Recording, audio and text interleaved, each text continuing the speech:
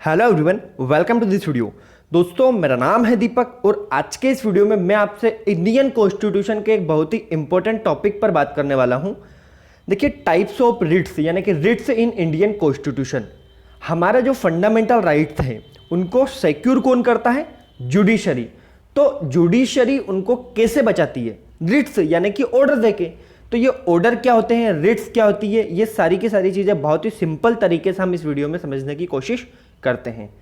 और जो आज का ये हमारा वीडियो रहेगा, ये फंडामेंटल राइट का लास्ट वीडियो है, ठीक है ना?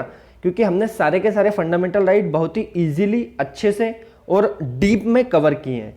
तो अगर आपने अभी तक पुराने वीडियो नहीं देखे तो आप इस वीडियो के डिस्क्रिप्शन बॉक्स में जाकर पुराने पॉलिटी के वीडियो देख सकते हैं।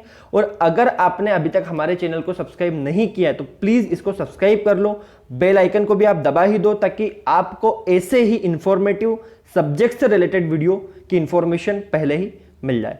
तो चलिए शुरू करते हैं आज का यह वीडियो।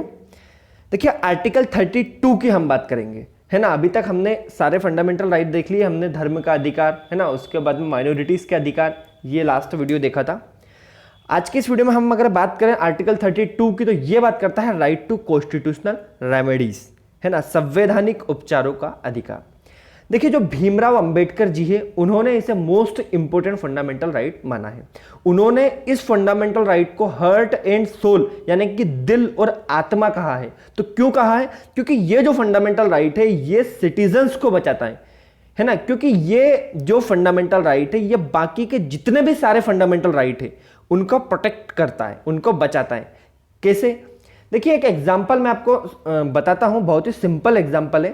सबसे पहले तो आप ये समझिए कि कहीं पर मान लो आपकी कुछ प्राइवेट प्रॉपर्टी है या फिर आपकी जमीन है, ठीक है?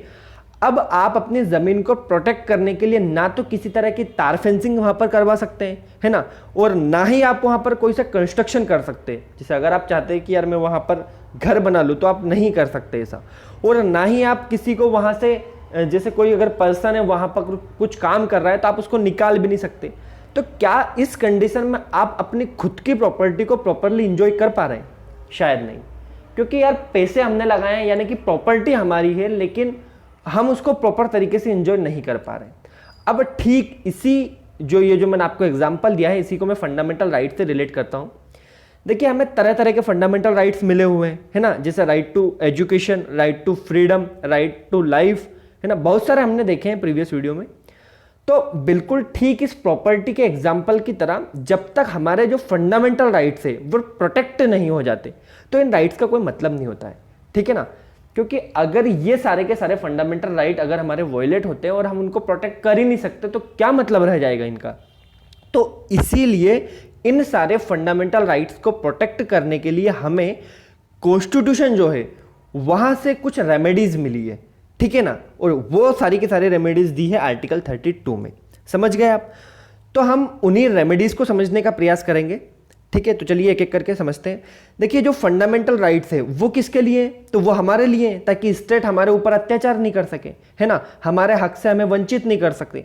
तो हमारे हक से वंचित अगर वो करता है तो हम सीधे के सीधे सुप्रीम कोर्ट जा सकते हैं, है ना, क्योंकि हमारे जो हक है उसकी लड़ाई के लिए जुडिशरी है, इंपावर्ड है। जुडिशरी सुप्रीम कोर्ट को यह दर्जा दे रखा है, ठीक है? तो वो सारी की सारी बातें आर्टिकल 32 में दी गई है, रेमेडीज दी गई है कि अगर ऐसा कुछ होता है तो आप क्या कर सकते हैं, है ना? तो देखिए, यहां पर क्लियरली मेंशन है कि अगर आपके फंडामेंटल राइट का वॉयलेशन हो रहा है, ठीक है, तो आप सुप्रीम कोर्ट जा सकते हैं और हाई कोर्ट भी जा सकते हैं आप। तो किन किन कंडीशंस में आप सुप्रीम कोर्ट जाएंगे और किन किन कंडीशंस में आप हाई कोर्ट जाएंगे, यानी कि जुरिडिक्शन जो है वो हम लास्ट में देखेंगे। पहले हम थोड़ा इसको डीप समझने की कोशिश करते हैं। देखिए, जो सुप्रीम कोर्ट है ये कस्टोडियन है कॉन्स्टिट्यूशन का, है ना, यानी कि रक्षक है। तो हमारी रक्षा करने के लिए तो वो है, इसीलिए अंबेडकर साहब ने इसे हार्ट एंड सोल यानी कि दिल और आत्मा कहा है। क्योंकि अगर दिल और आत्मा नहीं रहेगा किसी भी पर्सन में तो यानी कि खत्म ही है, वो क्या है, उसमें कुछ नहीं है ना? तो सीधी सी बात है कि अगर हमारे इस पूरे कॉन्स्टिट्यूशन में अगर आर्टिकल 32 नहीं रहेगा या फिर नहीं होता तो ये जो इतने फंडामेंटल राइट्स दे रखे हैं इनका कोई मतलब नहीं होता। तो इसीलिए ये जो आर्टिकल है इसको यहां पर पुट किया गया है। देखिए, इसमें क्लियरली मेंशन है कि person can make a petition in supreme court under article 32 and high court under article 226 on the violation of fundamental rights. अगर किसी भी व्यक्ति का फंडामेंटल राइट है, मौलिक अधिकार है, मूल अधिकार है, अगर वो वायलेट होता है तो वो सीधे सुप्रीम कोर्ट जा सकता है अनुच्छेद 32 के तहत, और हाई कोर्ट जा सकता है अनुच्छेद 226 के तहत। और जो हाई कोर्ट है वो रिट इश्यू कर सकता है, सुप्रीम कोर्ट रिट इश्यू कर सकता है। तो वो रिट हम समझने का प्रयास करेंगे। तो इसमें दे रखा है कि the supreme court can release 5 types of writ under this article, यानी कि 5 तरह की वो रिट इश्यू कर सकता है। तो कौन कौन सी है वो 5 रिट, आइए देखते हैं। देखिए सबसे पहला है हैबीस कॉर्पस, है ना, बंदी प्रत्यक्षीकरण। देखिए इसका सीधा सा मतलब होता है to have the body of, है ना, ये एक लैटिन वर्ड है, मैं इसको समझाने की कोशिश करता हूं। इसका मतलब ये है कि अगर किसी भी पर्सन को बिना लॉ के वायलेशन के कोई गिरफ्तार कर लेता है, ठीक है ना, यानी कि अनलॉफुली किसी पर्सन को कोई गिरफ्तार कर लिया या फिर इलीगल तरीके से उसको गिरफ्तार कर लिया, तो उसके पास ये राइट है कि वो सीधे सुप्रीम कोर्ट जा सकता है ना, वो सीधे हाई कोर्ट जा सकता है कि बिना कोई लॉ के वायलेशन के भारत में किसी पर्सन को गिरफ्तार नहीं किया जा सकता। तो आपने कैसे कर लिया? तो फिर अगर सच में उसको बिना किसी लॉ के वायलेशन पर या फिर इलीगल तरीके से गिरफ्तार किया गया है तो सुप्रीम कोर्ट एक रिट इश्यू करेगा, उसी को कहते हैं हैबीस कॉर्पस, ठीक है ना, बंदी प्रत्यक्षीकरण, यानी कि आप इस पर्सन को तुरंत रिलीज कर दीजिए इसको, ठीक है ना। इसके अंतर्गत गिरफ्तारी का आदेश जारी करने वाले अधिकारी को आदेश देता है, कोर्ट आदेश देता है कि वो जो पर्सन है जिसको गिरफ्तार किया गया उसको न्यायाधीश के सामने उपस्थित करे और उसे कैद करने की एक वजह बताए कि आपने इसको क्यों कैद किया है। और न्यायाधीश अगर उन कारणों से असंतुष्ट होता है तो फिर उस व्यक्ति को छोड़ने का हुक्म जारी कर सकता है, ठीक है। और देखिए क्लियरली लिखा है कि this writ can be issued toward state as well as the private individual, यानी कि स्टेट पर तो ये एप्लीकेबल होगा ही, लेकिन साथ ही साथ प्राइवेट बॉडी पर भी होगा, ठीक है। तो ये बात हो गई, यानी कि किसी भी इंसान के लाइफ जो है उसको बचाने का काम करती है ये रिट, हैबीस कॉर्पस। सेकेंड रिट की अगर हम बात करें तो सेकेंड रिट आती है मेंडेमस, है ना, यानी कि परमादेश। देखिए वी कमांड, सीधा इसके वर्ड से समझ में आ रहा है ना, it is issue by the court to a public official asking him to perform his official duties that he has failed और रिफ्यूज टू परफॉर्म। देखिए कोई व्यक्ति है, कोई पब्लिक सर्वेंट है, अगर वो अपना काम ठीक से नहीं कर रहा है ना, जैसे कि आईपीएस आईएएस जो अधिकारी है उनका काम है कि लॉ और ऑर्डर को मेंटेन करना, तो अगर वो ऐसा नहीं करते हैं तो फिर उनको फटकार भी लगाई जाती है ना, कई बार तो गवर्नमेंट को फटकार लगाती है सुप्रीम कोर्ट। तो सीधी सी बात है, वी कमांड, यानी कि हम कमांड देंगे और हम पूछेंगे आपसे कि आप ऐसा क्यों नहीं कर रहे हैं, आप अपना काम ठीक से क्यों नहीं कर रहे हैं, ठीक है। तो सीधा सा मतलब है कोई भी पब्लिक सर्वेंट अगर अपनी ड्यूटी ठीक से नहीं कर रहा है तो उसको, अगर उसके, देखिए अगर वो जो काम है, कोई सा भी काम है, अगर वो उसके कार्य क्षेत्र में आता है और फिर भी अगर वो नहीं कर रहा है तो ही ये रिट इश्यू होगी। ऐसा नहीं है कि एग्जाम्पल के लिए मैं आपको समझाऊं, जैसे कि मानिए जम्मू कश्मीर में आपने कोई सा किसी लॉ का वायलेशन कर दिया, ठीक है, यानी कि सिंपल एग्जाम्पल, जैसा अगर आपने वहां पर चोरी कर ली, ठीक है, अब क्या होता है कि आप लेकिन मूल निवासी हैं मध्य प्रदेश के, तो आपको जो पुलिस गिरफ्तार करेगी या फिर जो जुरिडिक्शन है वो सिर्फ जम्मू कश्मीर का जो लोकल की जो पुलिस है उसका है वहां पर, यानी कि उसे ही अपना काम करना है। लेकिन आप आ गए मध्य प्रदेश, ठीक है, अब मध्य प्रदेश आने के बाद में आपने एक रिट फाइल कर, या किसी आपके कोई, जैसे कोई व्यक्ति है जो आपसे जलता है, उसने एक रिट फाइल कर दी मध्य प्रदेश में या हाई कोर्ट में, ठीक है, कि ये व्यक्ति ने चोरी की है और इसको पुलिस गिरफ्तार नहीं कर रही है। तो क्या हाई कोर्ट जो है मध्य प्रदेश का, वो क्या मध्य प्रदेश की पुलिस को डांटेगा? नहीं। क्यों? क्योंकि उनके जुरिडिक्शन का ये मामला ही नहीं है। तो सीधी सी बात है कि जिनके जुरिडिक्शन का ये मामला है, वहां के जो अधिकारी है, ठीक है ना, उनको फटकार लगाएगा वहां का कोर्ट। लेकिन इसमें कुछ जो है कि एक्सेप्शन भी है, एक्सेप्शन नहीं बोल सकते इसको, इसमें कुछ कंडीशंस हैं कि ये जो रिट है ये इश्यू नहीं की जा सकती प्रेसिडेंट ऑफ इंडिया के खिलाफ, ठीक है, यानी कि कोई भी व्यक्ति प्रेसिडेंट को उसकी ड्यूटी याद नहीं दिला सकता। साथ ही साथ स्टेट गवर्नर, है ना, चीफ जस्टिस, सुप्रीम कोर्ट और हाई कोर्ट, फिर जज हाई कोर्ट के और सुप्रीम कोर्ट के, ठीक है ना, तो इन सभी को, और साथ ही साथ किसी भी प्राइवेट या इंडिविजुअल बॉडी को भी जो है कि उसके खिलाफ भी ये रिट इश्यू नहीं हो सकती। तो मेंडेमस का मतलब आपको समझ में आ गया होगा, ठीक है। अब हम बात करते हैं नेक्स्ट की। तीसरी इसमें आती है प्रोहिबिशन यानी कि प्रतिषेध।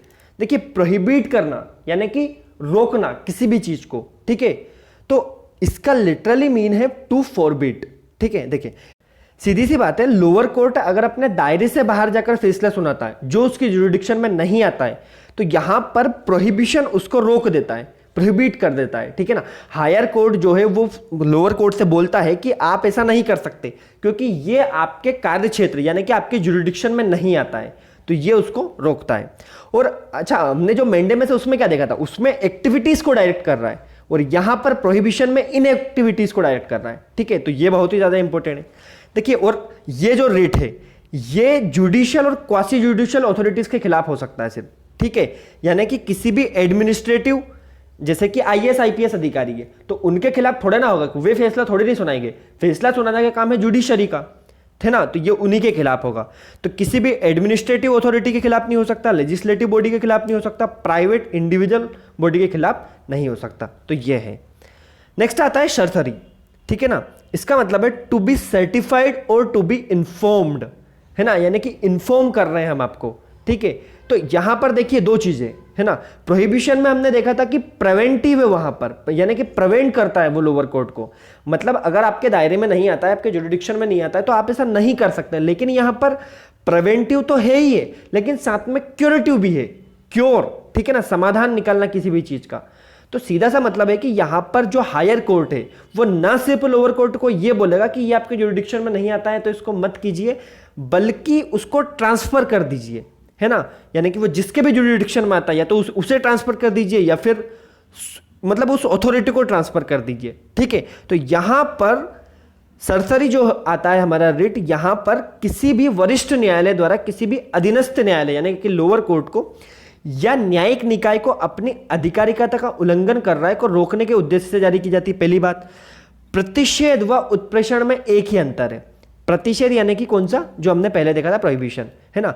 प्रोहिबिशन रेट उस समय जारी की जाती है जब कोई कार्रवाई चल रही हो, इसका मूल उद्देश्य है कार्रवाई को रोकना, ठीक है, क्योंकि वो उनके जुरिडिक्शन में नहीं आता है तो आप उसको रोकोगे कि नहीं आपको फैसला नहीं सुनाना है।